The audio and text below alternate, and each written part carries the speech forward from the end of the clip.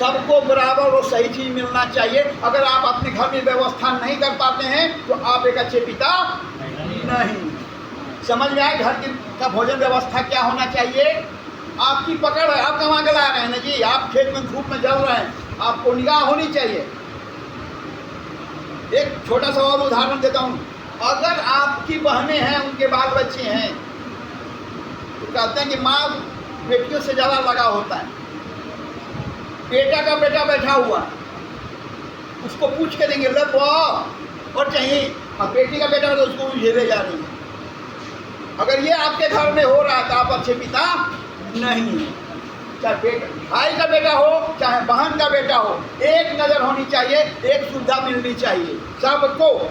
अगर आप नहीं कर पा रहे हैं तो आप एक अच्छे पिता नहीं। समझ में आई भोजन कैसा? विश्वास समझ में आया? आपका अपना आचरण जितना सिंपल शिव की तरह। आप समझ में आ रही है? आपकी आमदनी तो कम होगी ना, तो आपने जो कमाया अपने परिवार को समर्पित किया। शिव कहाँ जो गमछी क्या बोलते हैं, मेरी छाला लेके घूमते हैं। मैं इसलिए आपको समझाना चाहता हूँ कि एक पिता को बहुत विनम्र, बहुत शांत और एक आप मत करो, क्या इशारा करने लगते हैं आपको क्लास में।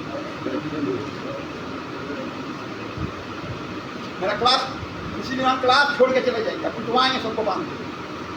क्लास में एकदम डिस्टर्ब नहीं, ठीक है?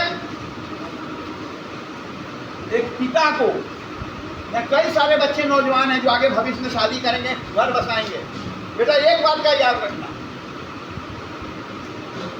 भगवान ने आपको बुद्धि दी है, बल दिया, खूब कमाना, लेकिन जितना सिंपल आप रह सको उतना सिंपल रहना।